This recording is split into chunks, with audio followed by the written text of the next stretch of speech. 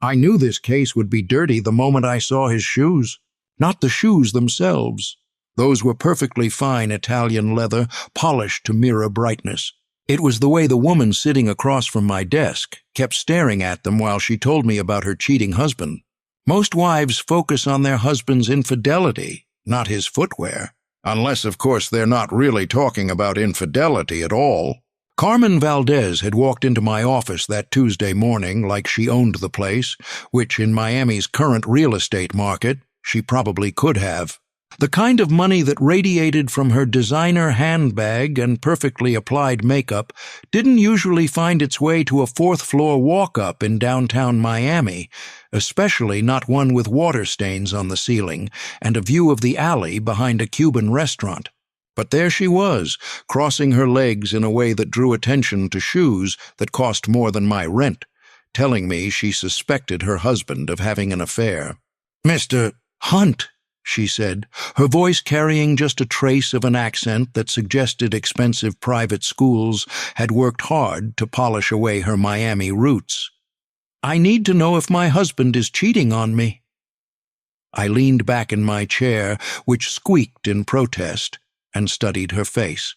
Carmen Valdez was maybe 42, with the kind of ageless beauty that came from good genes and better cosmetic surgery. Her dark hair was pulled back in a style that was professional but not severe, and her makeup was applied with the skill of someone who understood that the goal was to look natural while being anything but. "What makes you think he's having an affair?" "The usual signs. Working late, mysterious phone calls, weekend business trips that didn't used to be necessary." She paused, her fingers drumming against her purse in a rhythm that seemed practiced rather than nervous. "Manuel and I have been married for 15 years. I know when something has changed." I quoted my daily rate and watched her face carefully. Most people wince when they hear what it costs to confirm their worst suspicions about their spouse. Carmen Valdez just nodded and reached into her purse, pulling out an envelope that was thick enough to contain more cash than I usually saw in a month. "This should cover 2 weeks of surveillance," she said, sliding the envelope across my desk. "I need photographs, times, places, names, everything that would stand up in divorce court, Mrs. Valdez. Before we go any further, I need to ask, have you considered that you might not like what I find?" She smiled then, and something about that smile made me think of Shark's inexpensive clothing. "Mr. Hunt, I'm a family law attorney. I've seen what infidelity does to marriages, to families, to bank accounts. I'm prepared for whatever you discover." After she left, trailing the scent of expensive perfume and barely contained ambition, I sat in my office and stared at the envelope full of cash. Something about Carmen Valdez bothered me, but I couldn't put my finger on what it was. Maybe it was the way she'd asked her questions.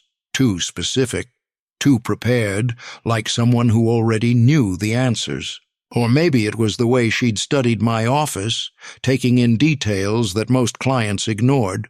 But there was something else, something that nagged at the back of my mind like a half-remembered song. The way she'd said the name Valdez, careful, deliberate, like she was testing my reaction. Most people don't pay attention to how private investigators respond to names, but Carmen had been watching me closely when she'd mentioned her husband's surname. I poured myself 2 fingers of bourbon from the bottle I kept in my desk drawer and tried to remember why the name Valdez felt familiar. Not unusual in Miami, half the city was named Rodriguez, Martinez, or Valdez. But something about the way she'd said it suggested this wasn't just another Miami family with deep roots and shallow pockets. The bourbon burned on the way down, but it helped clear my head enough to remember something I'd been trying to forget for 5 years. Roberto Valdez hadn't been just another drug dealer who'd gotten himself killed in a turf war. He'd been my friend. I know that sounds crazy, a cop being friends with a criminal informant. But Roberto had been different from the usual street-level dealers who traded information for get-out-of-jail-free cards. He'd been smart, educated, someone who'd ended up in the drug trade not because he lacked options, but because he'd understood that in Miami, The difference between legal and illegal money was mostly a matter of paperwork. We'd met in 1994 when I was a young detective trying to make a name for myself in Miami-Dade's narcotics division. Roberto had been arrested in a sweep of a little Havana club, caught with enough cocaine to qualify for trafficking charges that would have put him away for 20 years. But instead of lawyering up or demanding a deal, he'd asked to speak with whoever was in charge of the investigation. That had been me. "Detective Hunt," he'd said when they'd brought him to the interview room. "I have information that I think you'll find interesting." "What kind of information?" "The kind that explains why you keep arresting street dealers but never seem to catch the people who supply them with product." Roberto had been right. For 2 years, our unit had been making arrests that looked impressive in the newspapers, but didn't actually disrupt the flow of drugs into Miami. We'd catch dealers with ounces, occasionally someone with pounds, but never the suppliers who were moving hundreds of kilos through the port every month. "What do you want in exchange for this information?" "I want to work with you. Not as an informant, but as a partner. Someone who can go places you can't go, talk to people who won't talk to police, help you understand how the business really works." I should have said no. Should have processed him through the system, let him take his chances with a public defender and a judge who'd seen too many drug dealers to have much sympathy left. But Roberto had something that most criminals lacked: credibility. When he talked about the drug trade, he sounded like someone who understood it from the inside, not like someone trying to save his own skin by making up stories about bigger fish. So I'd made a deal that was probably illegal, definitely unethical, and ultimately destroyed my career. For the next 5 years, Roberto had been my window into Miami's criminal underworld.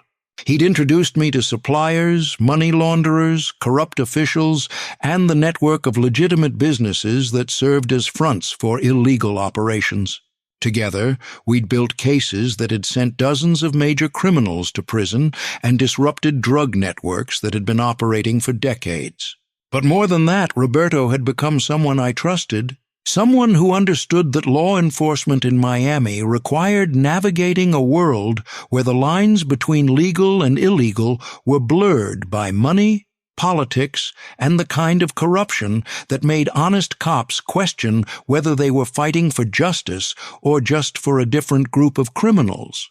Roberto had a wife, Maria, and 2 kids, a son named Manuel and a daughter named Isabel. I'd met them a few times when Roberto and I had conducted business at his house, and they'd seemed like a normal family trying to make the best of circumstances that weren't entirely normal. Maria had been a nurse, working double shifts to supplement the family income, while Roberto built his import business into something that could support them all legally. The plan had been for Roberto to use the money he made from drug dealing to establish legitimate businesses that would eventually replace his illegal income. It was a common fantasy among criminals, the idea that they could make enough dirty money to buy their way into respectability. Most of them were kidding themselves, but Roberto had been smart enough and disciplined enough to make it work. By 1999, Roberto had legitimate businesses in construction, real estate, and import-export.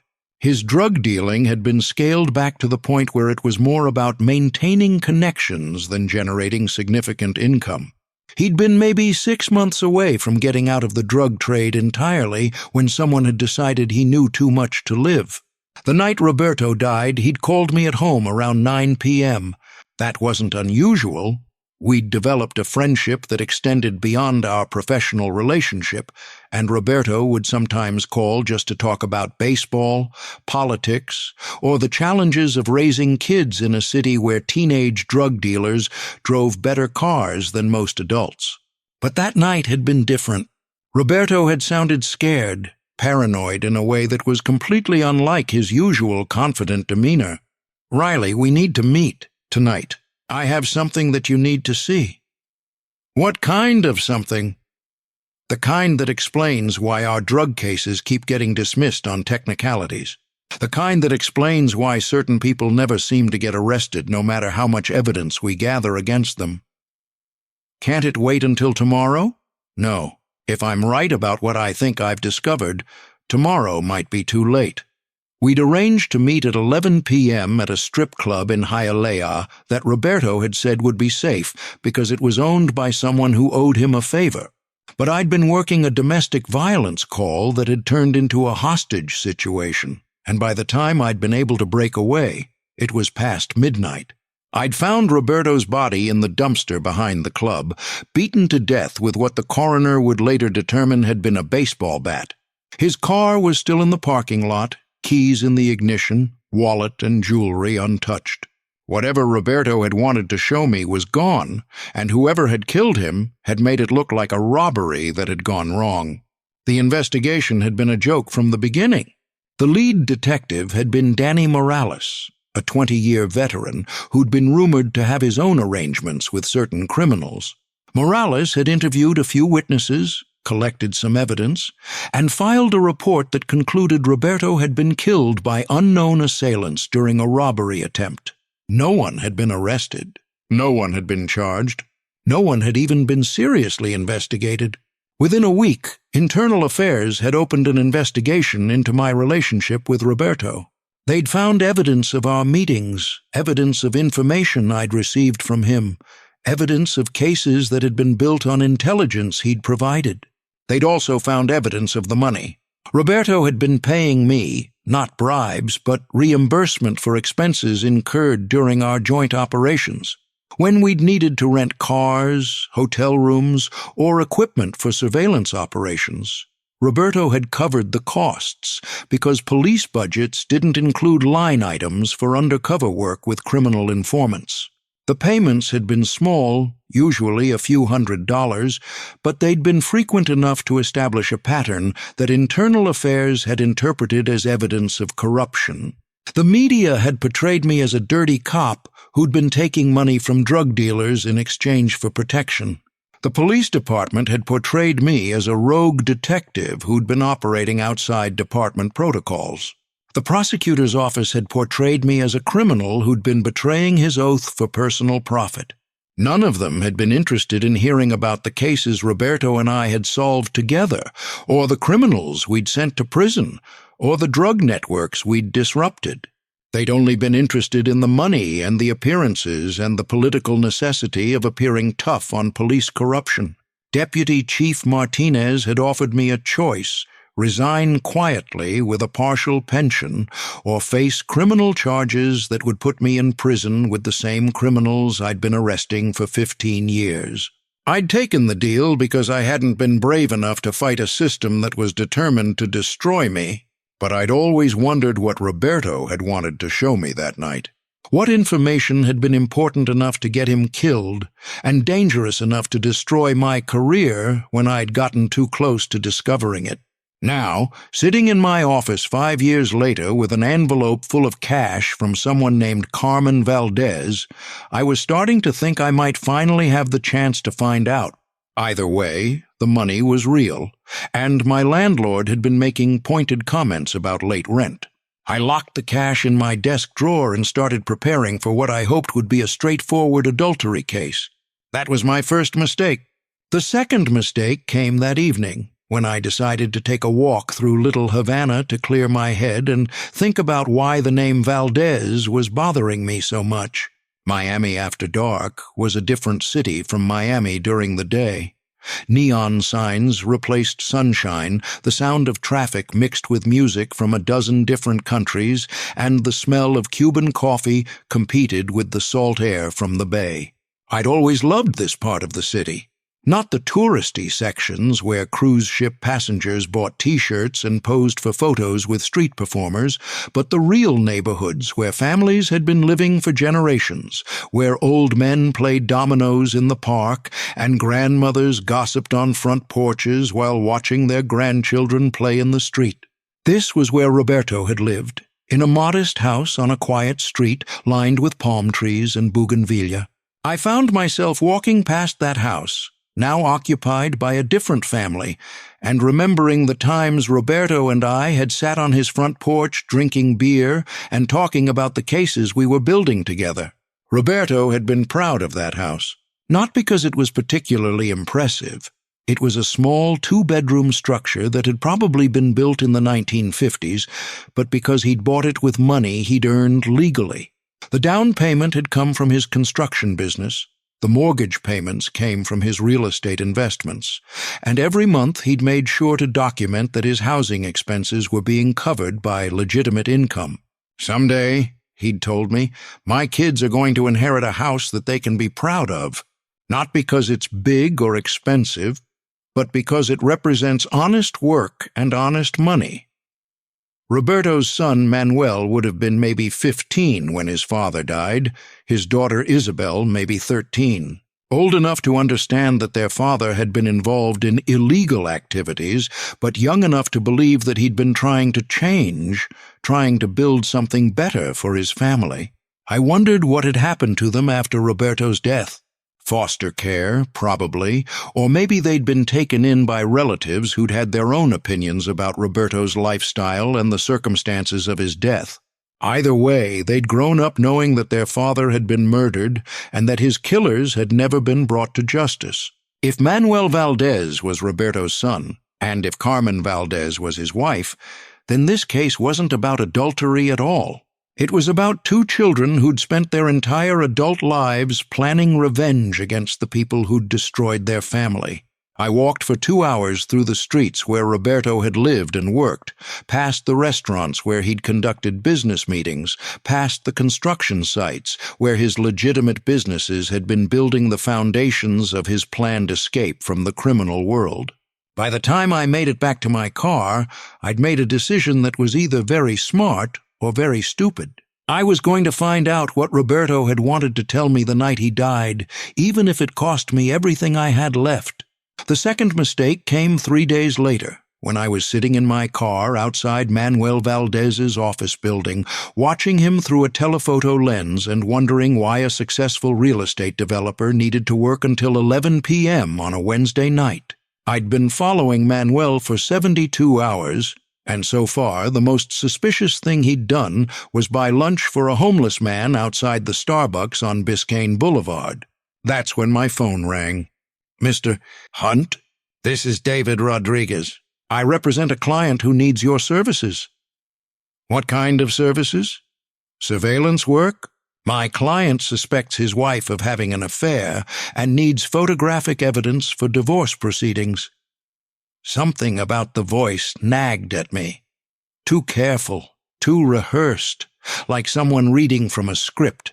But business was business, and I'd learned not to turn down paying customers based on gut feelings. "When do you want to meet?" "Tonight. Denny's on Flagler Street, 11:30. My client prefers to keep this discreet." "Your client have a name?" "He'll tell you himself if he decides to hire you." The line went dead, leaving me staring at my phone and trying to figure out why 2 potential clients in 1 week felt like too much of a coincidence. In my experience, Miami's wealthy didn't usually need private investigators. They had lawyers for that. When they did need someone like me, it was usually for problems that lawyers couldn't solve legally. I finished watching Manuel Valdez lock up his office building and drive home to his mansion in Coral Gables, noting that he'd made no stops, taken no detours, and shown no signs of meeting anyone except his security guard and the parking garage attendant. If Manuel was having an affair, he was either very good at hiding it, or Carmen Valdez was very good at being wrong. The Denny's on Flagler Street was exactly what you'd expect from a 24-hour diner in the middle of Miami. Fluorescent lighting that made everyone look like they were dying, coffee that had been brewing since the Carter administration, and the kind of atmosphere that suggested most of the customers were there because they had nowhere else to go. David Rodriguez turned out to be a thin man in his 50s who wore a cheap suit and nervous energy like they were the same thing. He sat in a corner booth with his back to the wall, constantly scanning the restaurant like he expected trouble to walk through the door. "Mr. Hunt? Thank you for meeting me on such short notice." I slid into the booth across from him and signaled the waitress for coffee. "Your client couldn't make it?" "My client prefers to remain anonymous for now." But he's authorized me to offer you a very generous retainer for a surveillance job." Rodriguez pulled out an envelope that looked suspiciously similar to the one Carmen Valdez had given me 3 days earlier. Same thickness, same weight, same sense of containing more money than the job probably warranted. Who am I supposed to be watching? A woman named Carmen Valdez, wife of a local real estate developer. My client has reason to believe she's having an affair. I kept my expression neutral while my mind started racing. 2 clients, both named Valdez, both suspecting their spouse of infidelity. Either Miami's wealthy were having a very specific kind of crisis, or someone was playing a game that I didn't understand yet. What kind of relationship does your client have with Mrs. Valdez? Rodriguez shifted uncomfortably. That's confidential, Mr. Hunt. What matters is that he's willing to pay well for confirmation of Mrs. Valdez's activities. And if I find out she's not having an affair, then you'll be paid for your time and my client will know where he stands. I took the envelope and felt the weight of more cash than I'd seen in months. Whatever game was being played, someone wanted me involved badly enough to pay premium rates for my participation. When do you want me to start? Immediately. Mrs. Valdez appears to have a regular routine: gym in the morning, lunch with friends, shopping in the afternoon. My client is particularly interested in her evening activities. After Rodriguez left, I sat in the diner for another hour, drinking coffee that tasted like it had been filtered through old socks and trying to figure out what I'd gotten myself into. 2 paying clients, both interested in the same couple, both offering cash up front with no questions asked. In my experience, when things seemed too good to be true, they usually were. But the money was real, and I'd learned not to look gift horses in the mouth too closely. The next morning, I found myself in the unusual position of conducting surveillance on 2 people simultaneously, but first, I decided to follow up on a hunch that had been nagging at me since my conversation with David Rodriguez. Something about his nervousness, his careful phrasing, and the way he'd avoided eye contact suggested he was hiding more than just his client's identity. I spent the morning staking out the Denny's where we'd met, watching to see if Rodriguez returned or if anyone else showed unusual interest in the location. It was tedious work, the kind of surveillance that required patience, coffee, and the ability to look invisible while sitting in a car for hours. Around 10 a.m. I got lucky. Rodriguez pulled into the parking lot in a beat-up Honda Civic, but instead of going into the restaurant, he walked to a payphone outside a gas station across the street.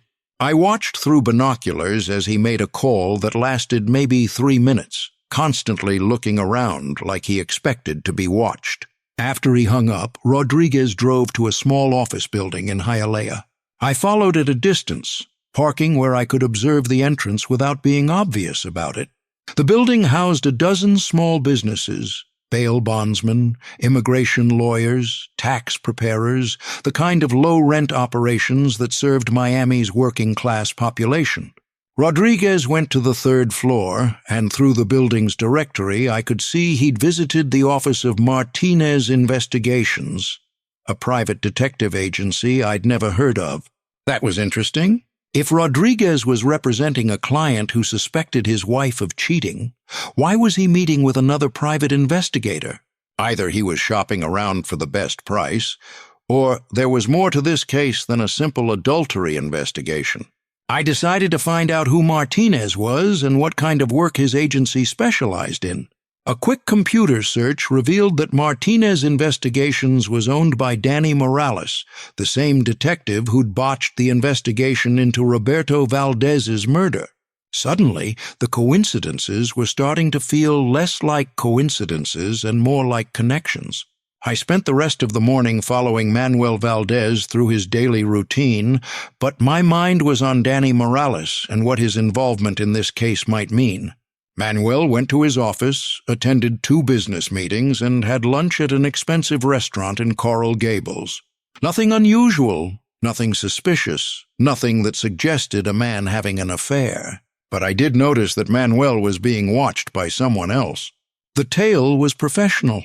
a woman in a white Lexus who maintained perfect distance and never made the mistake of following too closely or staying too far behind. She was good enough that most people wouldn't have noticed her, but I'd been in the surveillance business long enough to spot the signs, which meant that Manuel Valdez was being watched by at least 3 different people: me, the woman in the Lexus, and probably others I hadn't identified yet. For a man who was supposedly just a successful real estate developer, Manuel was attracting an unusual amount of professional attention. After lunch, I switched to following Carmen, and that's when things got really interesting. Carmen's first stop was a small law office in Little Havana, the kind of place that specialized in immigration cases and criminal defense for clients who paid in cash. She spent an hour inside, and when she came out, she was carrying a thick manila envelope. Her second stop was a storage unit facility in Homestead. She used a key to open unit number 47, spent 20 minutes inside, and emerged carrying a different envelope. This one smaller but obviously heavier. Her third stop was the most intriguing.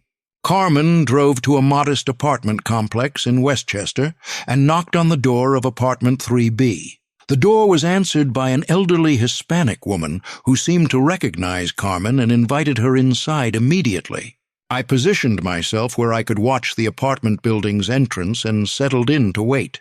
Whatever was happening inside apartment 3B, it was important enough for Carmen to drive across town in Miami traffic to attend in person. An hour later, Carmen emerged from the building accompanied by the elderly woman and 2 other people. A middle-aged man who walked with a cane and a younger woman who looked like she'd been crying. They stood outside the building talking for several minutes, and I could see that Carmen was writing in a notebook while the others spoke. It looked like she was conducting interviews. After Carmen left, I decided to see if I could learn more about the people she'd been meeting with. I walked up to the apartment building and checked the mailboxes, looking for names that might give me a clue about what kind of business Carmen had been conducting. Apartment 3B belonged to Elena Vasquez, a name that meant nothing to me. But apartment 3A belonged to Marcus Thompson, and apartment 3C belonged to Carmen Rodriguez. All 3 apartments were occupied by people Carmen had been meeting with, which suggested this wasn't a social visit. I spent the rest of the afternoon trying to figure out what Elena Vasquez, Marcus Thompson, and Carmen Rodriguez had in common, and what their connection to Carmen Valdez might be. Public records searches revealed that all 3 had been involved in civil lawsuits over the past decade. Elena over the foreclosure of a small restaurant, Marcus over the bankruptcy of a construction company, Carmen Rodriguez over the forced sale of a family apartment building. All 3 cases had involved real estate developers who'd used legal pressure to acquire properties below market value. All 3 families had lost everything they'd worked for their entire lives. And all 3 cases had involved the same law firm, Caldwell, Morrison and Associates. I'd heard that name before, but I couldn't remember where. A quick internet search revealed that Caldwell, Morrison and Associates was one of Miami's most prestigious law firms, specializing in real estate law, corporate litigation, and the kind of high-stakes legal work that required deep pockets and flexible ethics. But what caught my attention was a news article from 2015 about the firm's successful defense of a real estate developer who'd been accused of using fraudulent foreclosure proceedings to acquire distressed properties. The developer's name was Manuel Valdez. So Carmen Valdez was meeting with people who'd been victimized by her husband's business practices, possibly gathering information for some kind of legal action against him. That would explain why she'd hired me to investigate Manuel's personal life. She was building a case that would paint him as both a criminal and an adulterer. But it didn't explain why David Rodriguez had hired me to investigate Carmen, or why Danny Morales was involved, or why professional surveillance teams were watching both Manuel and Carmen. I was starting to think that this case was less about a cheating spouse and more about something much bigger and more dangerous. That evening, I decided to pay a visit to someone who might be able to help me understand what I'd gotten myself into. Julia Martinez was an investigative reporter with the Miami Herald who'd been covering corruption in local government for the better part of a decade. We'd worked together a few times during my police days, and she'd always been willing to trade information when it served both our interests. I found Julia at Flanagan's, a sports bar near the Herald building, where reporters went to drink away the frustration of working for a dying industry in a city that specialized in hiding the truth. She was sitting at the bar, nursing a beer and staring at her laptop like it had personally offended her. "Riley Hunt," she said when she saw me approaching. "I heard you were out of the cop business and into the private eye business. How's that working out for you?" "About as well as journalism is working out for you from the look of things." Julia laughed, but there wasn't much humor in it. Newspapers are dying, police departments are more corrupt than ever, and politicians have figured out how to lie with such creativity that fact-checking has become an art form. Other than that, everything's great. I need some information about a story you might be working on." "What kind of story?" "The kind that involves real estate developers, police corruption, and the systematic destruction of families who get in the way of progress." Julia closed her laptop and looked at me with the kind of interest that good reporters showed when they sensed a story that might actually matter. "You talking about anyone specific?" "Manuel Valdez, Carmen Valdez, Deputy Chief Martinez, Danny Morales, Roberto Valdez." "That's a list that covers a lot of ground, Riley. Some of those people are dead, some are untouchable, and some are dangerous enough that talking about them requires the kind of care that most people don't have." "Which category do I fall into?" "The stupid category, if you're asking questions about people who've been killing anyone who gets too close to their operation." Julia signaled the bartender for another beer and gestured for me to sit down. "What do you want to know?" "I want to know if there's a connection between Manuel Valdez's real estate empire and the corruption that got me kicked off the force 5 years ago. There's a connection, but it's not the one you think." "What do you mean?" "You think you were destroyed because you got too close to police corruption. But you weren't destroyed by Deputy Chief Martinez. You were destroyed by the people Martinez works for." Julia pulled out a thick folder from her laptop bag and spread several documents across the bar. Financial records, property transfers, corporate filings, the kind of paperwork that told stories about money moving between people who preferred to remain anonymous. "Martinez isn't running a corruption operation, Riley. He's providing security for a money laundering operation that's been washing dirty money through Miami real estate for the past 20 years. "What kind of dirty money?" "Drug money, arms money, human trafficking money, any kind of money that needs to be cleaned before it can be spent legally. The operation works like this. Dirty money comes in from overseas, gets invested in real estate development projects, gets mixed with legitimate investment capital, and comes out the other side as clean money that can be deposited in American banks." "And Manuel Valdez is part of this operation?" "Manuel Valdez is the operation. He's been using his real estate company to launder money for criminal organizations throughout Latin America. But he's not working alone." Julia pointed to a corporate filing that showed Manuel Valdez's company had a silent partner, a holding company that was registered in the Cayman Islands and owned by a trust that was administered by Caldwell, Morrison and Associates. The law firm that's been helping Manuel acquire properties through foreclosure proceedings is also helping him hide the ownership of his company. Carmen Valdez isn't just Manuel's wife, she's his business partner and the attorney who structures the legal arrangements that make the money laundering possible. So why are they hiring me to investigate each other? Because the FBI has been investigating their operation for the past 2 years, and they know they're about to be arrested. They need someone to blame for their crimes. Someone with a history of taking money from criminals, someone who's already been discredited, someone who can be portrayed as the mastermind of a money laundering operation that's actually being run by people who are much smarter and more connected than he is. I stared at the documents Julia had spread across the bar, trying to process what she was telling me. Carmen and Manuel Valdez weren't hiring me to investigate each other.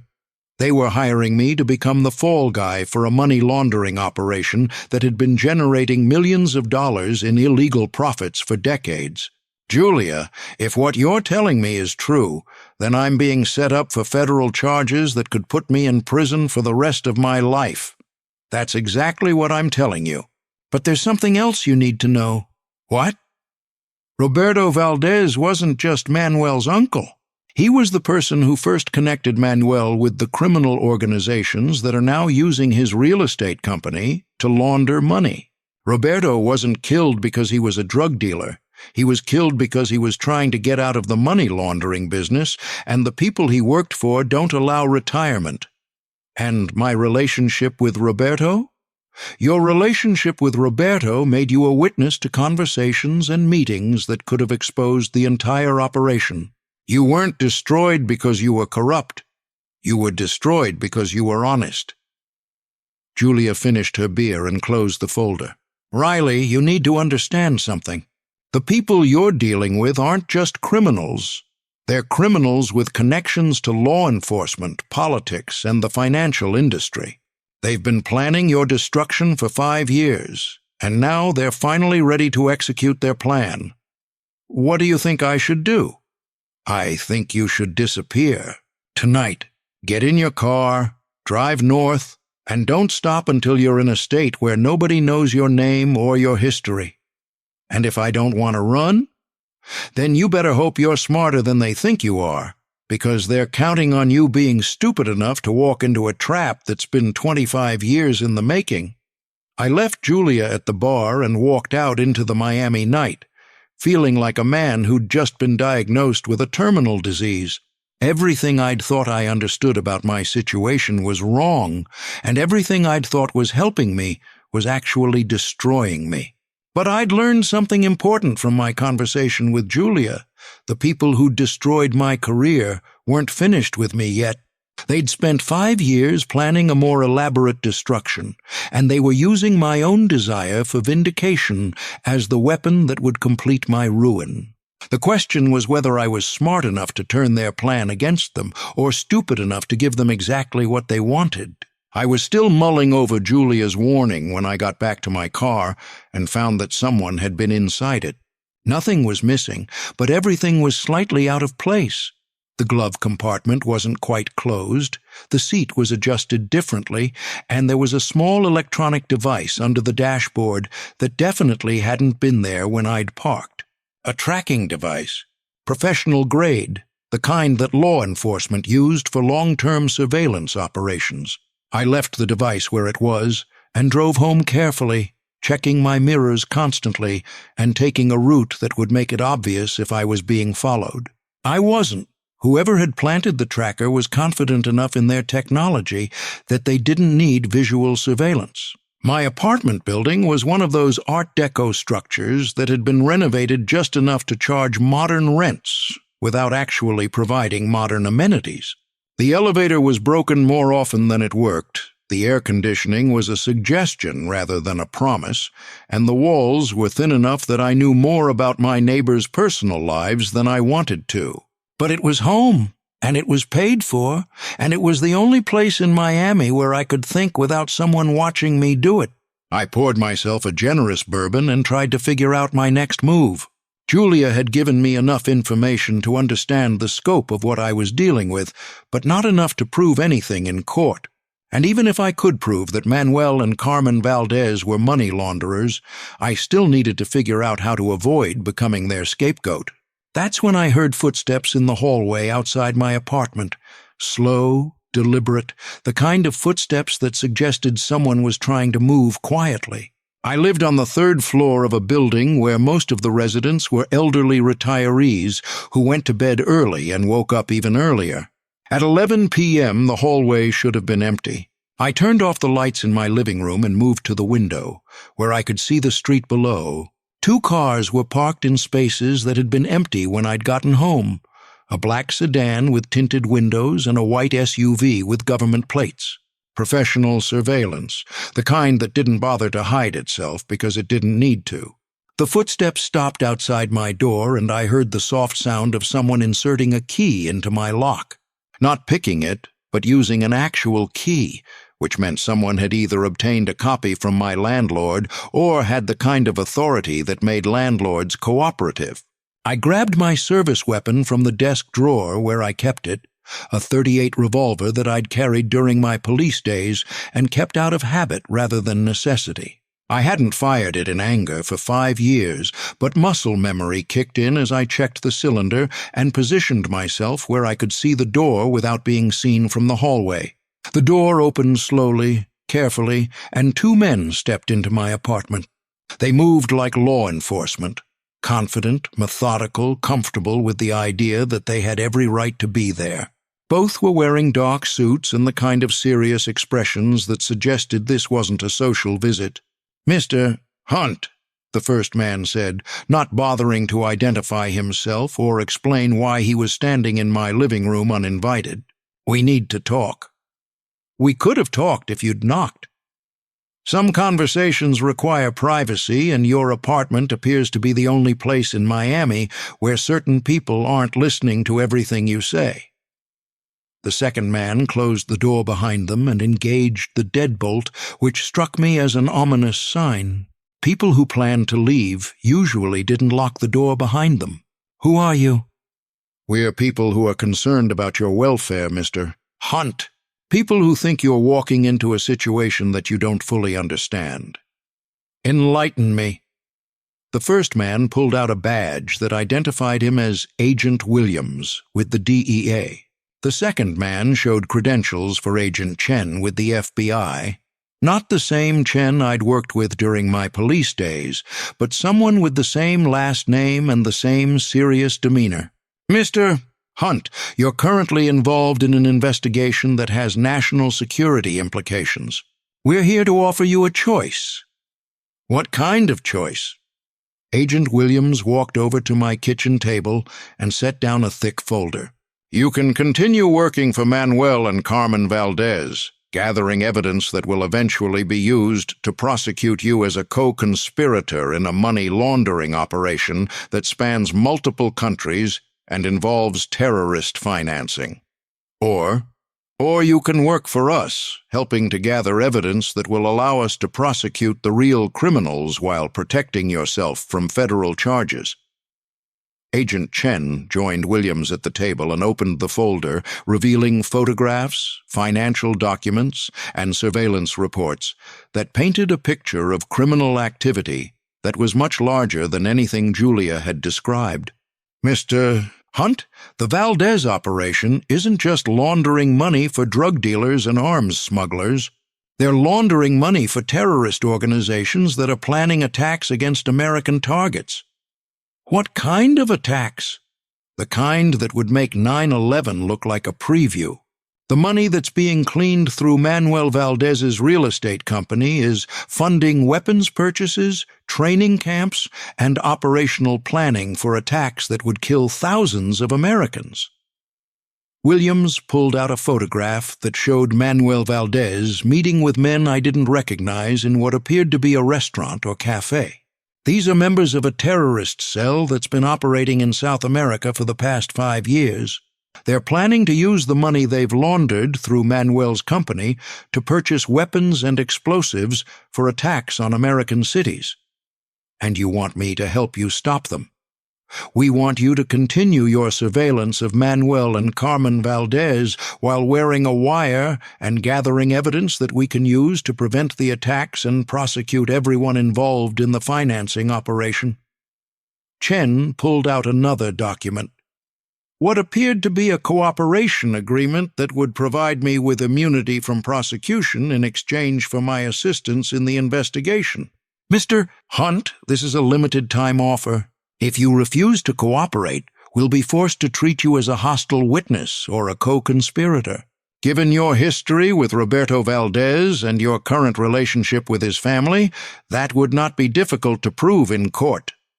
I looked at the cooperation agreement and tried to figure out whether these agents were offering me salvation or just a more sophisticated form of destruction. In my experience, federal agents who broke into private citizens' apartments at 11 p.m. weren't usually there to offer assistance. How do I know you're really federal agents and not just more players in whatever game the Valdez family is running? Williams smiled in a way that didn't reach his eyes. Because if we were working for the Valdez family, you'd already be dead. And if I cooperate with your investigation, what guarantee do I have that I won't end up dead anyway? No guarantee, Mr. Hunt, but you'll have a chance to survive, which is more than you'll have if you continue working for people who are planning to sacrifice you to save themselves. Chen stood up and walked to the window that overlooked the street. Mr. Hunt, there's something else you should know.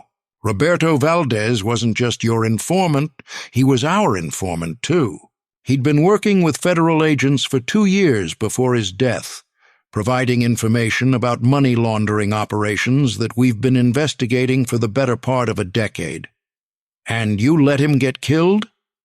We tried to protect him, but Roberto made choices that put him in danger despite our warnings. The night he died, he was supposed to meet with you to hand over evidence that would have exposed the entire money laundering network. But he was also supposed to meet with us to enter witness protection. What happened? Someone warned the targets of our investigation that Roberto was cooperating with federal law enforcement. He was killed before he could provide the evidence we needed to make arrests. Williams rejoined the conversation. Mr.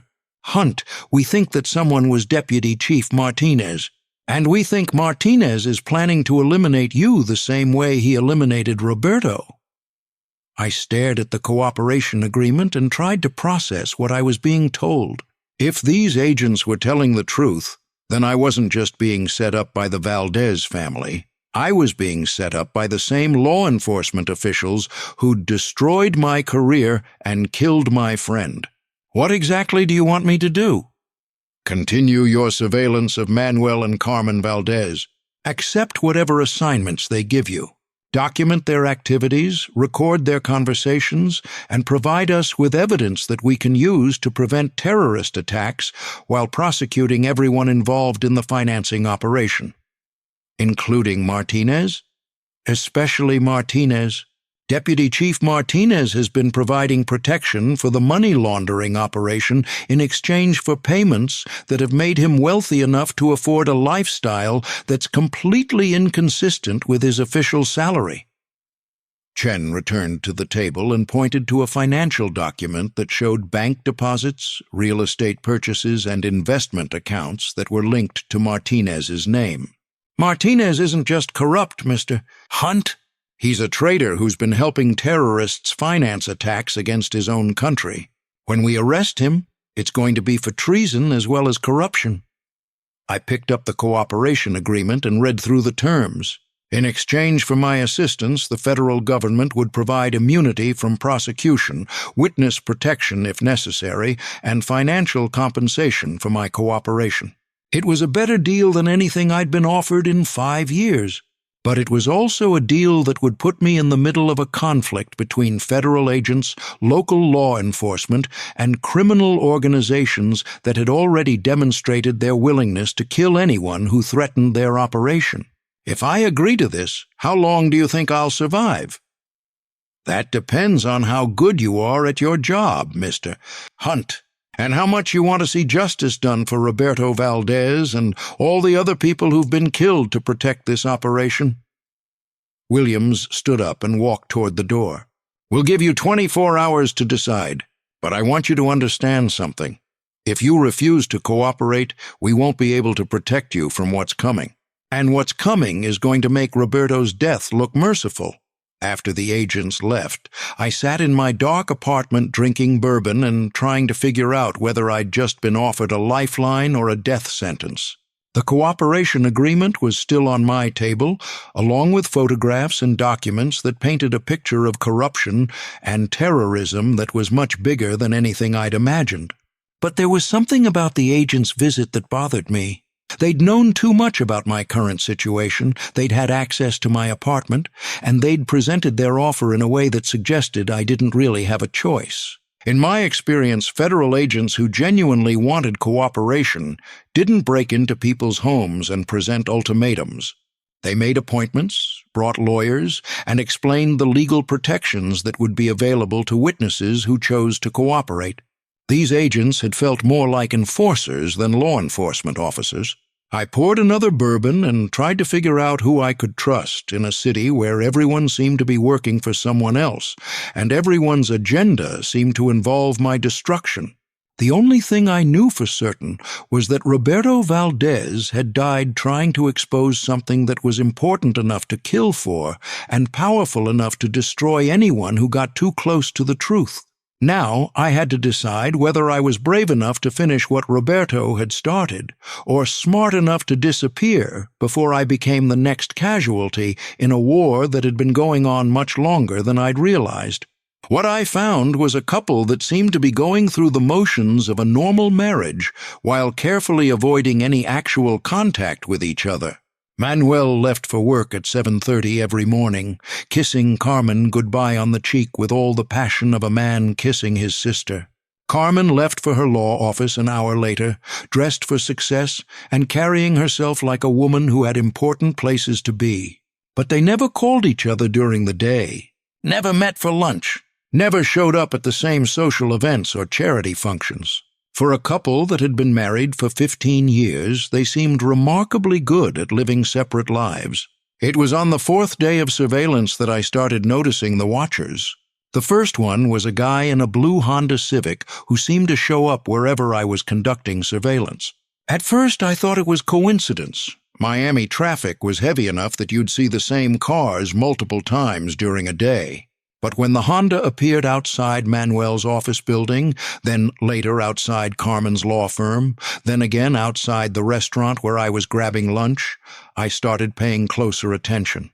The driver was a Hispanic man in his 30s, wearing sunglasses and the kind of careful anonymity that suggested professional training. When I tried to get a closer look, he always seemed to be looking the other way, but I could feel his attention like a weight between my shoulder blades. The second watcher was more subtle, a woman in a white Lexus who maintained perfect distance during my afternoon surveillance of Carmen. Professional work, the kind that suggested either law enforcement training or high-end private security. She never got close enough for me to see her face clearly, but she moved through traffic with the confidence of someone who knew exactly what she was doing. By the end of the week, I was conducting surveillance while being surveilled, following people who were probably following me, in a dance that was becoming more complex by the day. The money was good, but the job was starting to feel less like adultery investigation and more like some kind of elaborate setup. That's when I decided to do some research on my clients. Carmen Valdez was easy to track down. Her law firm had a website, her cases were public record, and her social media presence suggested a successful attorney who specialized in high-net-worth divorce cases. She'd graduated from University of Miami Law School, worked at 2 prestigious firms before starting her own practice, and had a reputation for aggressive representation of wealthy wives seeking to maximize their divorce settlements. But it was her maiden name that made me sit up and pay attention. Carmen Rodriguez. Rodriguez, the same last name as my mysterious second client. Manuel Valdez was more interesting. Born in Miami, graduated from University of Florida with a degree in business, worked his way up through Miami's real estate development industry before starting his own company in 2005. His projects were high-end residential and commercial developments, mostly in areas that had been gentrified over the past 2 decades. But what caught my attention was a newspaper article from 1999 buried in the Miami Herald's archives. Manuel Valdez had been questioned in connection with the murder of his uncle, Roberto Valdez, but never charged due to lack of evidence. Roberto Valdez. I knew that name. Roberto Valdez had been the drug dealer whose murder had ended my career with Miami-Dade Police Department. The case that had exposed the corruption scandal that wasn't really a scandal, just cops being cops in a system that rewarded looking the other way. The case that had made me realize the difference between justice and politics, and cost me everything I'd worked for in 15 years of law enforcement. Now his nephew was my client's husband, and his nephew's wife was my other client, and I was starting to understand that this wasn't about adultery at all. It was about Roberto Valdez and what had really happened the night he died. I poured myself 3 fingers of bourbon and tried to remember details that I'd spent 5 years trying to forget. Roberto Valdez had been found dead in a dumpster behind a strip club in Hialeah, beaten to death with what the coroner described as blunt force trauma consistent with a baseball bat. The primary suspect had been Deputy Chief Martinez's nephew, a punk kid with a history of violence and connections to people who solved problems with baseball bats. But Roberto hadn't been just another drug dealer. He'd been my informant. For 6 months, Roberto had been feeding me information about drug distribution networks operating between Miami and Mexico City. Not because he was altruistic, but because he was smart enough to realize that cooperation with law enforcement was better than competition with them. Roberto had given me enough intelligence to take down 3 rival drug operations, clear a dozen unsolved cases, and establish myself as one of the department's most effective detectives. In exchange, I'd made sure that Roberto's operations stayed off our radar. It was a quid pro quo arrangement that was technically illegal, ethically questionable, and practically necessary for anyone who wanted to make real cases in Miami's drug trade. Every detective had informants. Every informant expected protection, and every case that got made depended on relationships that existed in the gray area between law enforcement and law-breaking. The problem was that Roberto had started getting greedy. Instead of just selling drugs, he'd started moving money for people who had more money than they could legally explain. Money laundering through real estate transactions, shell companies, and the kind of financial instruments that required sophisticated understanding of banking law and tax regulations. Roberto had gotten in over his head, and when he'd tried to extract himself from relationships with people who didn't allow extraction, someone had decided he knew too much to live.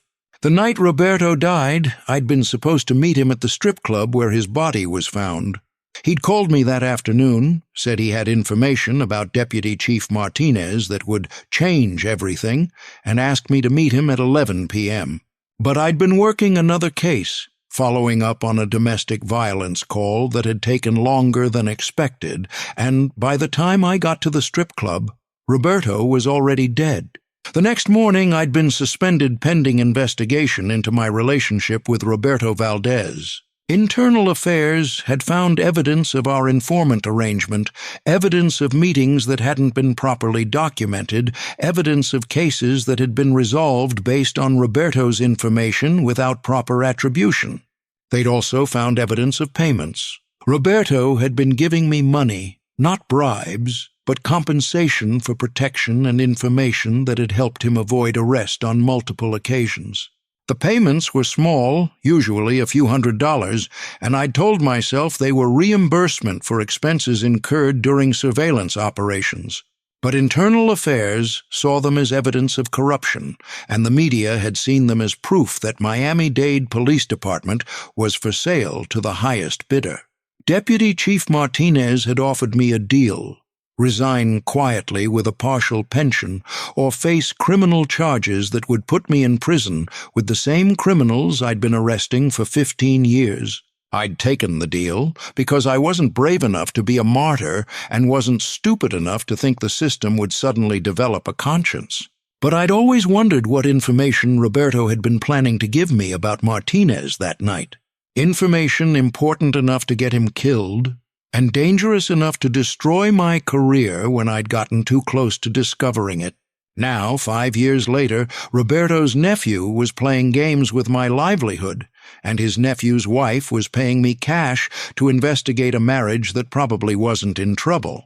I was starting to think that maybe Roberto's death had been about more than drug dealing, and maybe my career had been destroyed to cover up something bigger than police corruption. I spent the weekend diving deeper into the Valdez family history, using connections I'd maintained from my police days and resources that weren't quite legal but weren't quite illegal either. What I found was a pattern of financial transactions that stretched back 25 years and involved some of Miami's most prominent families, including one deputy chief of police who'd somehow managed to afford $1 million house on a civil servant's salary. Roberto Valdez hadn't just been laundering money for drug dealers. He'd been laundering money for a network that included police officials, city councilmen, real estate developers, and banking executives. A network that had been using Miami's real estate boom to clean money from sources that ranged from drug trafficking to arms dealing to human smuggling. Roberto's nephew, Manuel, had inherited more than just his uncle's contacts. He'd inherited his uncle's business model. But instead of running drugs, Manuel was running a real estate development company that specialized in projects that required large cash investments from anonymous investors, generated impressive paper profits that were mostly fictional, and provided cover for moving money between countries without attracting federal attention. Carmen Valdez's law firm specialized in creating the legal structures that made such operations possible. Shell companies, offshore trusts, complex partnership agreements that obscured beneficial ownership of assets and made it nearly impossible for investigators to trace money to its source. Together, Manuel and Carmen Valdez had built a financial empire that existed primarily to clean other people's dirty money. And if my research was correct, they'd been doing it with the protection of law enforcement officials who were getting rich off the same system that had destroyed my career. But if they were so successful, why were they hiring me to investigate each other? The answer came on Monday morning, when I was sitting in my office reading about federal money laundering investigations in the Miami Herald's business section. The FBI had announced a new task force dedicated to investigating real estate fraud, and several Miami area developers were already under investigation for suspicious financial practices. Manuel and Carmen Valdez were about to have a very serious problem with federal law enforcement, and they needed someone to blame for their troubles. Someone with a history of corruption, someone who'd already been discredited, someone who could be painted as the real criminal while they played the role of victims. They needed a fall guy, and I was the perfect candidate. My phone rang as I was putting the pieces together. Carmen Valdez, sounding distressed in a way that was probably performed rather than genuine. "Mr. Hunt, I need to see you immediately. Something terrible has happened." "What kind of terrible?" "I can't discuss it over the phone." "Can you meet me at my office in an hour?" Carmen's law office was in one of those glass towers in Brickell that existed primarily to impress clients and intimidate opponents. The kind of building where the lobby alone cost more than most people's houses, and the view from the upper floors reminded everyone below that success was measured in altitude. Carmen was waiting for me in a conference room that overlooked Biscayne Bay, dressed in a black suit that suggested either mourning or preparation for battle. Her makeup was perfect, but I could see stress lines around her eyes that hadn't been there a week earlier. "Mr. Hunt, thank you for coming so quickly. I have some disturbing news about my husband." She slid a folder across the conference table. Inside were photographs of Manuel meeting with men I recognized from my police days. Mid-level drug dealers, money launderers, the kind of people who made their living in the spaces between legal and illegal activity. "Where did you get these?" "From the private investigator I hired before I hired you." "Unfortunately, he was killed in a car accident 3 days ago." I studied the photographs more carefully. They were good quality, professional work, but something about them felt staged. The lighting was too perfect, the angles too convenient, the subjects too clearly identifiable, like someone had posed for surveillance photos rather than being caught unaware. "Mrs. Valdez, these photos suggest that your husband is involved in criminal activity. Why are you showing them to me instead of taking them to the police?" "Because I'm not sure the police can be trusted. Manuel has connections throughout Miami-Dade, including people in law enforcement who might warn him if I filed a report." "What do you want me to do?" "I want you to take these photos to the FBI. As an independent investigator, your testimony would carry more weight than accusations from an estranged wife." I looked at Carmen Valdez and saw something in her eyes that confirmed what I'd already started to suspect. This wasn't about protecting herself from a criminal husband. This was about protecting their criminal enterprise from federal investigation by sacrificing me as a witness who could be discredited. "Mrs. Valdez, I need to ask you something, and I want an honest answer." "Of course. Did you know Roberto Valdez?" For just a moment her composure slipped.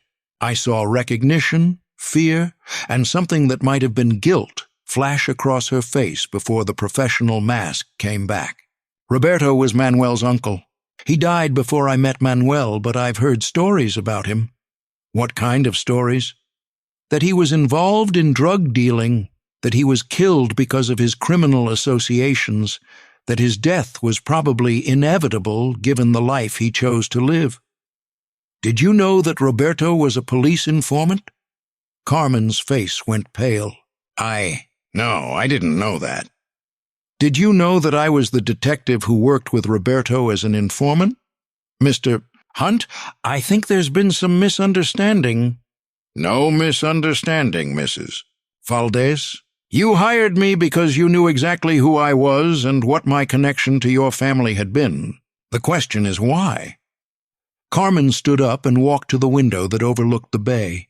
In the distance, Miami Beach glittered like a promise that was always just out of reach, beautiful and expensive and ultimately hollow.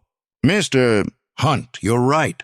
I did know about your connection to Roberto, but you're wrong about why I hired you." "Then tell me why." "Because I think you're the only person in Miami who might actually care about justice more than money." I laughed, but there wasn't any humor in it. "Mrs. Valdez, I lost my career because I was taking money from your husband's uncle. If you think I'm incorruptible, you haven't been paying attention. You lost your career because you were getting close to information that would have exposed a network of corruption that reaches to the highest levels of Miami's power structure. Roberto wasn't killed because he was a drug dealer. He was killed because he was about to provide evidence that would have brought down police officials, city councilmen, judges, and business leaders who've been getting rich off dirty money for decades." "And you know this how?" Carmen turned away from the window and looked at me with something that might have been desperation. "Because Manuel and I have been part of that network for our entire marriage, and because we've finally realized that we're going to be sacrificed to protect people who are more powerful than we are." "So you want to sacrifice me instead?" "I want to give you the chance to finish what you started 25 years ago, to find out what Roberto was really going to tell you the night he died, to expose the people who destroyed your career and killed an innocent man." Carmen walked over to a safe hidden behind a painting of a Miami sunset and pulled out a thick folder. "This contains financial records going back 20 years. Bank accounts, real estate transactions, shell company formations, money transfers, everything you'd need to prove that Manuel and I have been laundering money for a network that includes Deputy Chief Martinez and a dozen other public officials." "Why would you give me this?" "Because the FBI is closing in, and when they make arrests, the people at the top are going to throw everyone else under the bus to save themselves. Manuel and I are expendable." "But you're not." "What do you mean?" "You're the detective who got too close to the truth. You're the one they had to destroy to protect their operation. If you take this evidence to the FBI, you're not just another criminal trying to cut a deal. You're a victim seeking justice." I stared at the folder, trying to figure out whether Carmen Valdez was offering me redemption or a more elaborate form of destruction. In my experience, people who'd been part of criminal enterprises for 20 years didn't suddenly develop consciences. They developed survival instincts. "What's the catch?" "No catch, just a request." "Which is?" "When this all comes out, when the arrests are made and the trials begin, remember that some of us were just trying to survive in a system that doesn't offer honest people many choices." I took the folder and felt the weight of 20 years' worth of evidence that could either restore my reputation or destroy what was left of my life. Either way, it was more than I'd had when I'd walked into the office that morning. "Mrs. Valdez, there's something else I need to know." "What?" "David Rodriguez, the man who hired me to investigate you." "Who is he really?" Carmen smiled sadly. "David Rodriguez is my brother. He's been helping Manuel and me document our activities for the past 2 years, creating a paper trail that would allow us to cooperate with federal investigators if we ever needed to cut a deal." "So this whole thing, the double investigation, the surveillance, the photographs, it was all theater. It was all preparation. We've been getting ready for this moment for 2 years, Mr. Hunt. The only question was whether we'd find someone we could trust to help us, or whether we'd have to face it alone. And you decided to trust me. We decided to give you the chance to decide for yourself whether justice was worth the risk." I left Carmen's office with more questions than answers, and a folder full of evidence that could either vindicate me or implicate me as part of a conspiracy that stretched back to my police days.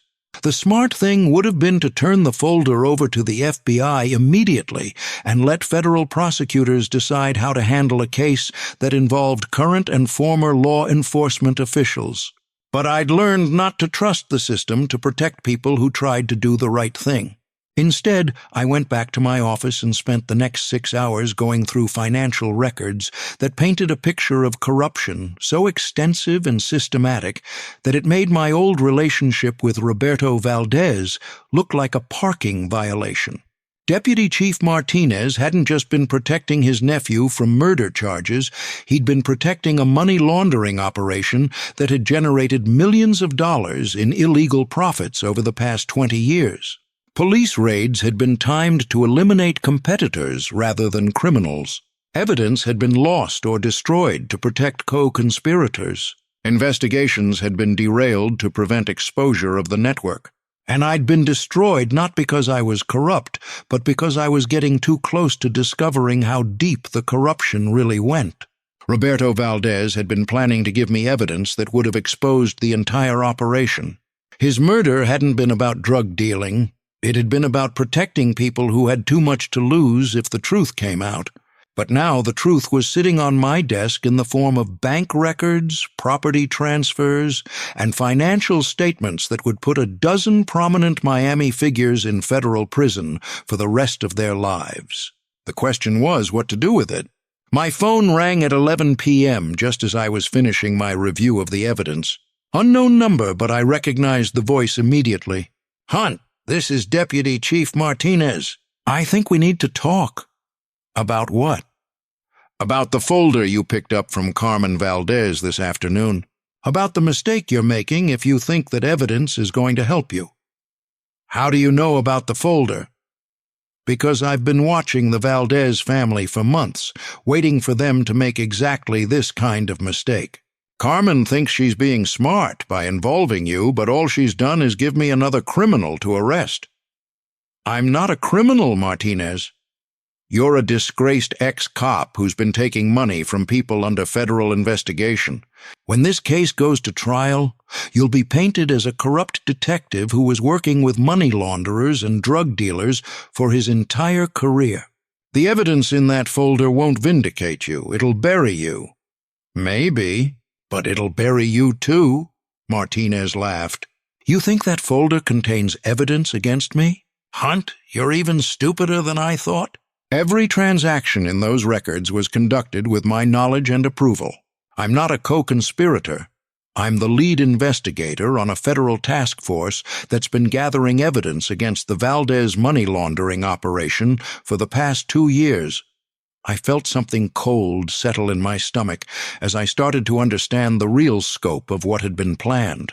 The FBI investigation isn't targeting Manuel and Carmen Valdez.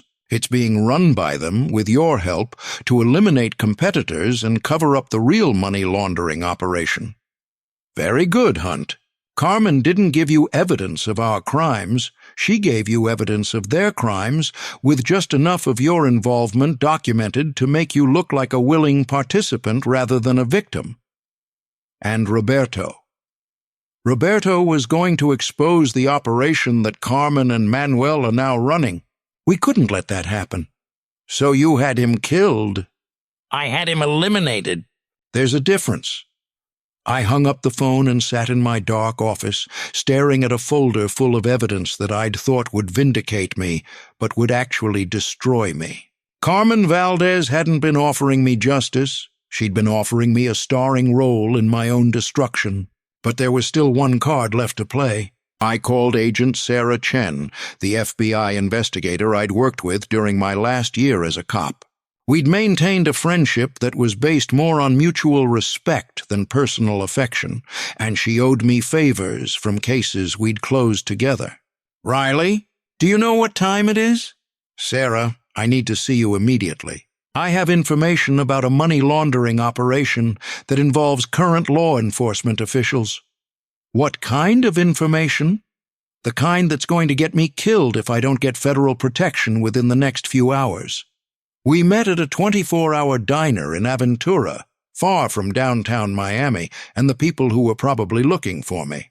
Chen looked like she'd rather be anywhere else, but she listened without interruption as I explained the entire case.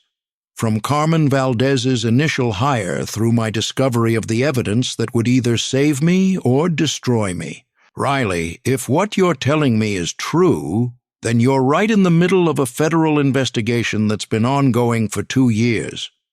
What kind of investigation?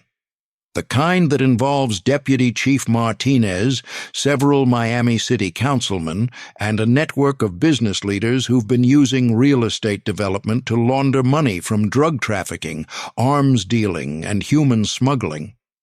So, Martinez was telling the truth about being a federal investigator? Chen shook her head. Martinez is the target of the investigation, not the lead investigator. But he's figured out that we're closing in, and he's been trying to eliminate evidence and witnesses before we can make arrests. Including me. Including you. The folder Carmen Valdez gave you contains evidence that we've been gathering for months, but it's been altered to make you look like a willing participant in the money laundering operation rather than a victim of it. So what happens now? Now you give me that folder, submit to a polygraph examination, and pray that a federal jury believes your version of events rather than the version that Deputy Chief Martinez is going to present. And if they don't believe me? Then you'll spend the rest of your life in federal prison for crimes you didn't commit. I handed over the folder and tried to calculate the odds that a federal jury would believe that a disgraced ex-cop had been framed by the same people who'd destroyed his career 5 years earlier. In my experience, juries tended to believe the simplest explanation for complex events, and the simplest explanation was usually that everyone involved was guilty of something. But Chen had one more surprise for me. Riley, there's something else you need to know? We've been investigating the Valdez family for 2 years, but we've also been investigating you. What do you mean? We know about your relationship with Roberto Valdez. We know about the payments you received from him. We know about the cases that were closed based on information he provided.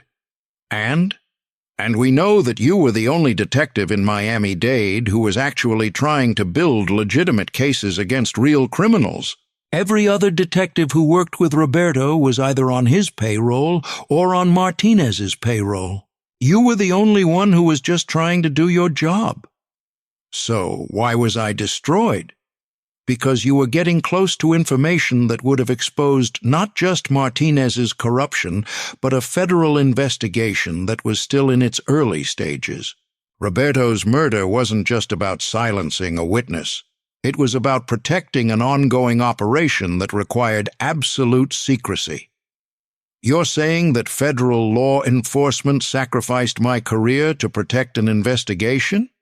I'm saying that sometimes good people get hurt when the stakes are high enough, but I'm also saying that we're prepared to make it right. Chen pulled out another folder, this one containing documents that I recognized as personnel files, internal affairs reports, and legal briefs.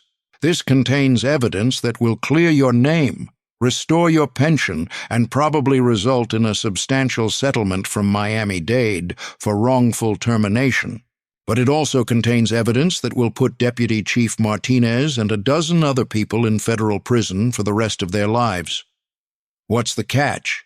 No catch, just a request, which is, when this all comes out, when the arrests are made and the trials begin, remember that some of us were just trying to protect an investigation that was bigger than any individual case. I looked at the folder and realized that Chen was offering me the same choice that Carmen Valdez had offered, the chance to choose between personal vindication and public justice. The difference was that Chen's offer was probably genuine, while Carmen's had been part of an elaborate setup. What happens to Manuel and Carmen Valdez?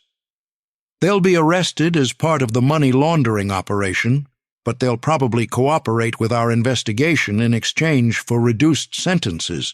They're not the real targets. They're just tools that the real targets use to launder money. And Martinez?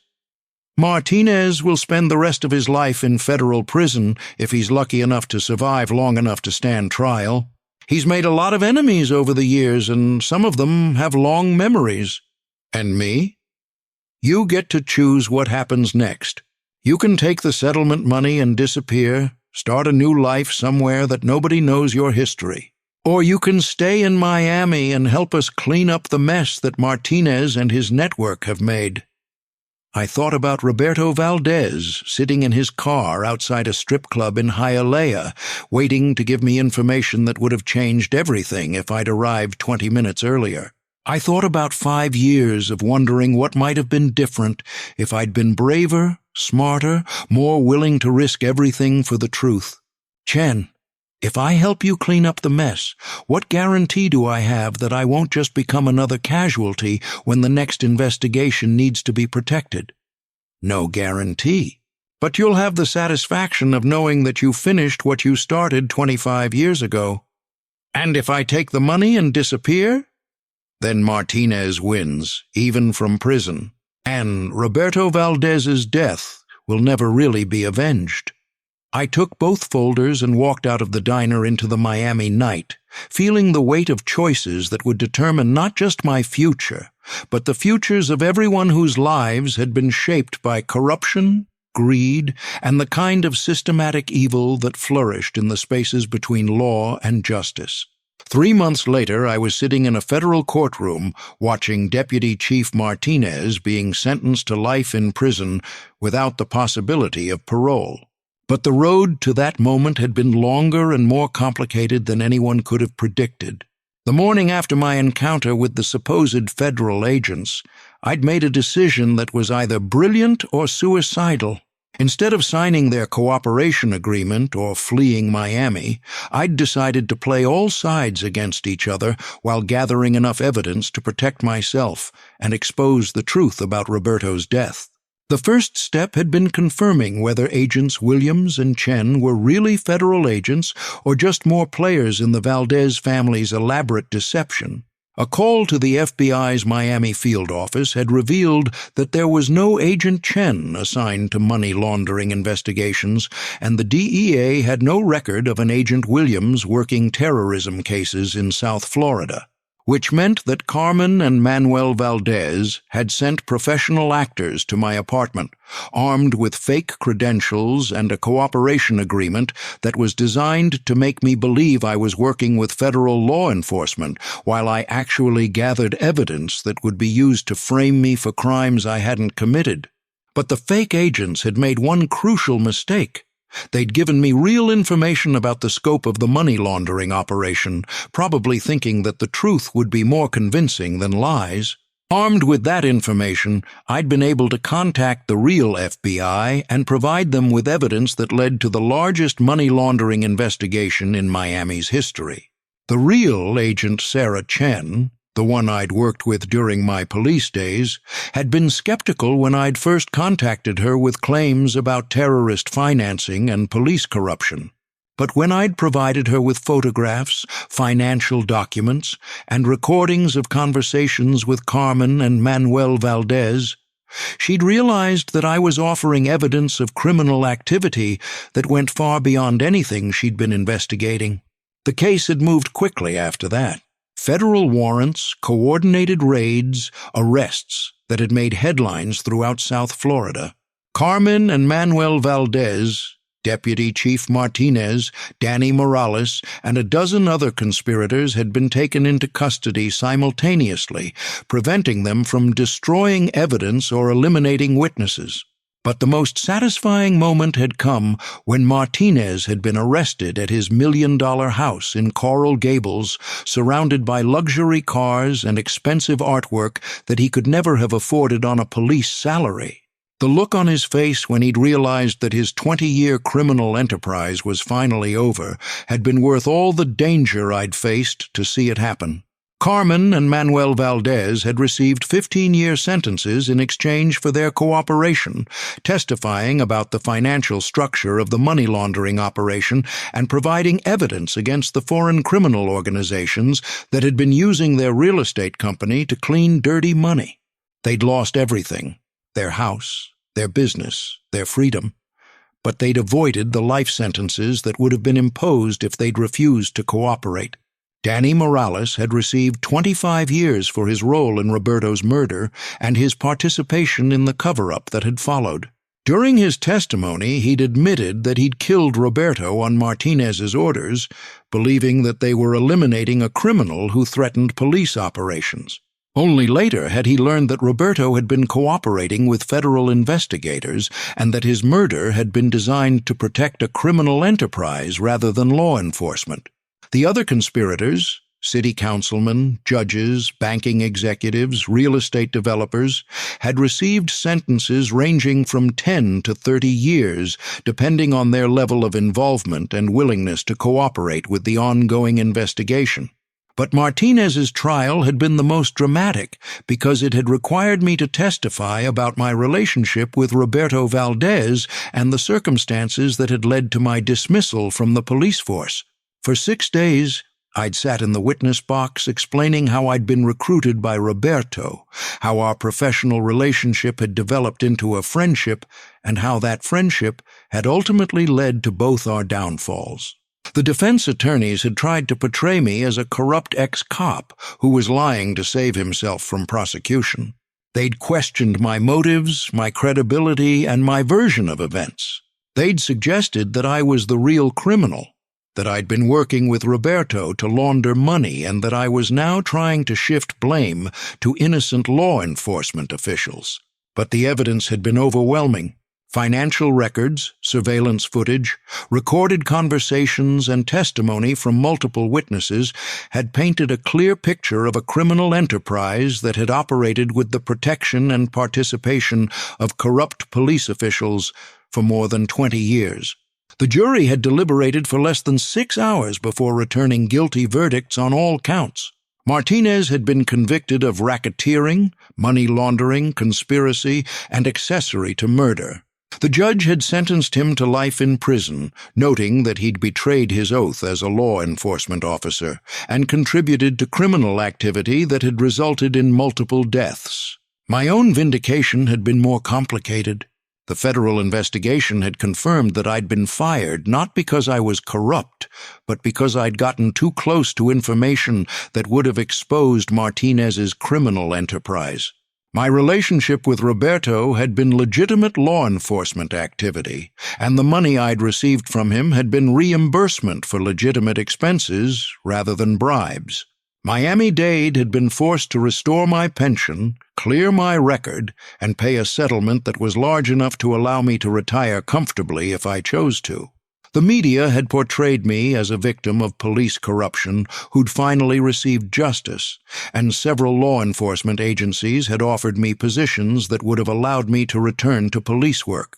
But I'd decided to stay in private investigation, partly because I'd gotten used to working for myself, and partly because I'd realized that there were always more cases like this one. Situations where the system failed and people needed someone who was willing to look for the truth even when the truth was dangerous.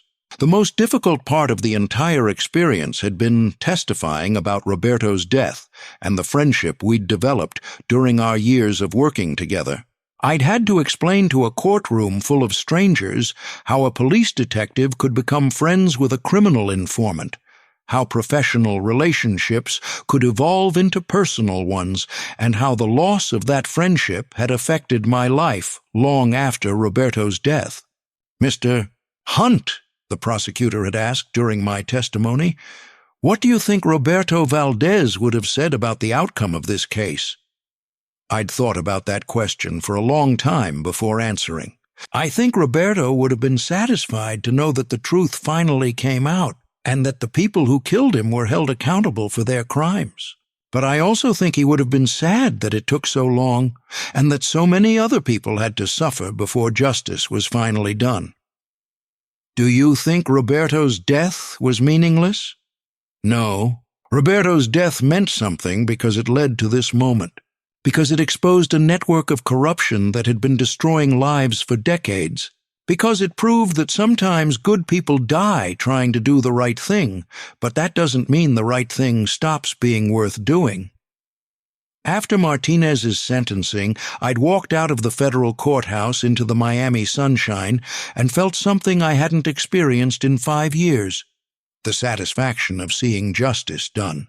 Not perfect justice, not justice that restored everything that had been lost, but justice that acknowledged the truth and held criminals accountable for their actions. Elena Vasquez, Marcus Thompson, and Carmen Rodriguez, the victims I'd met during my investigation, had been there for the sentencing. The federal investigation had led to civil lawsuits that would provide them with compensation for what they'd lost, though no amount of money could restore the years of their lives that had been consumed by fighting injustice. "Mr.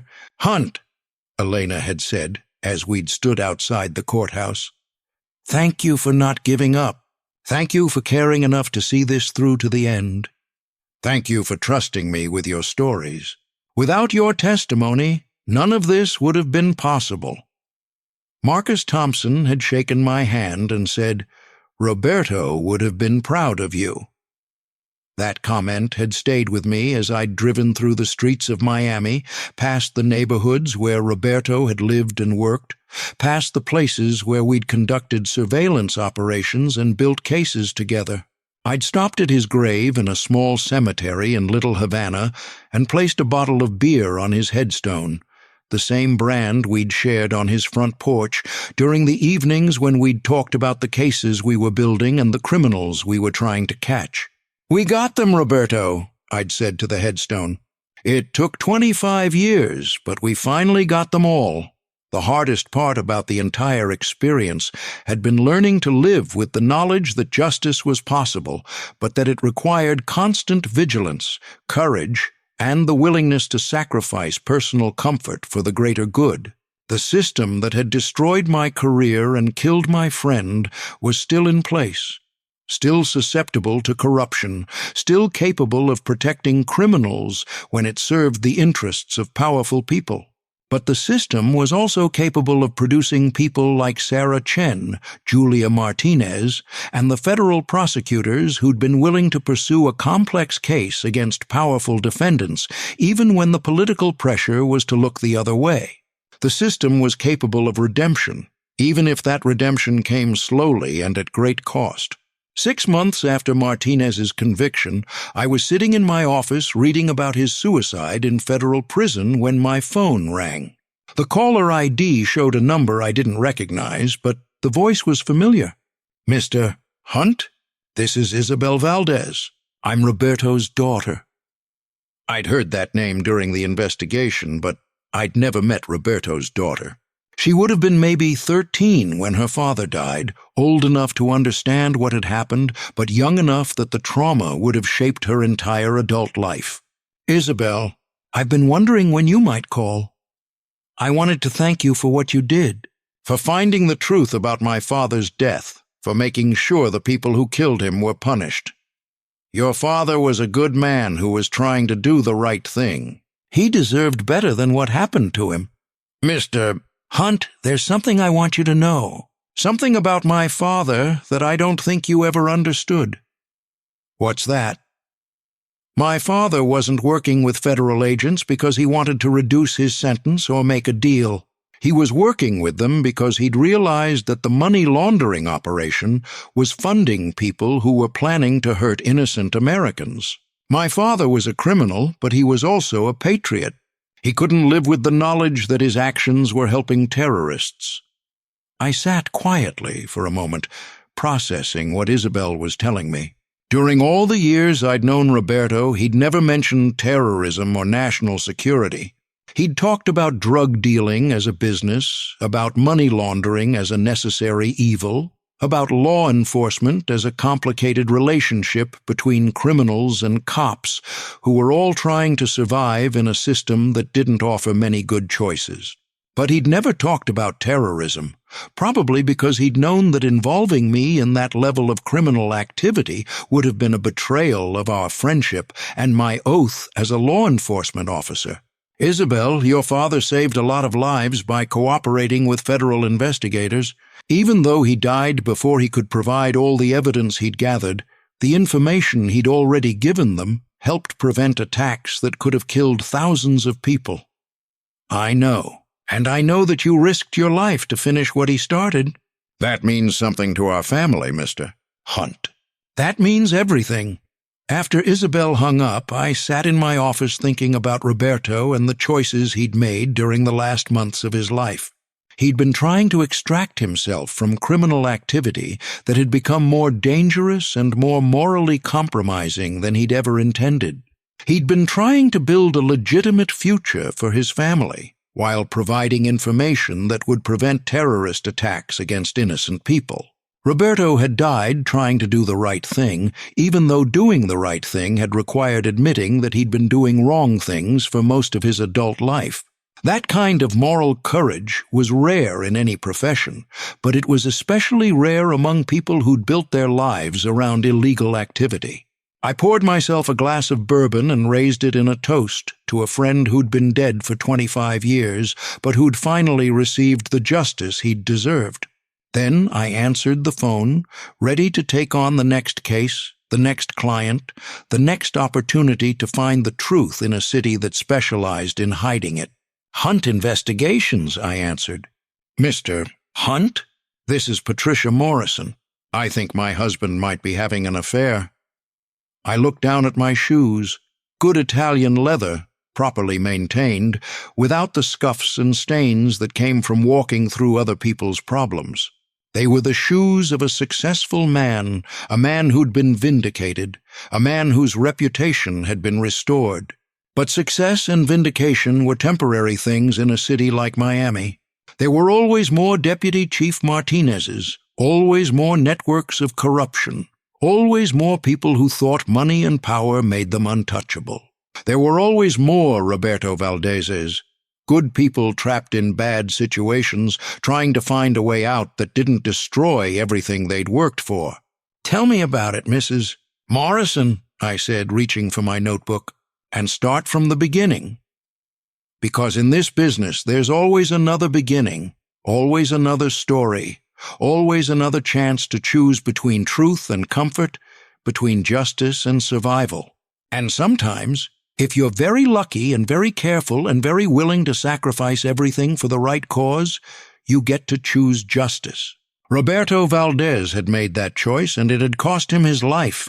But it had also saved lives, exposed corruption, and ultimately led to a kind of justice that was more meaningful than personal survival.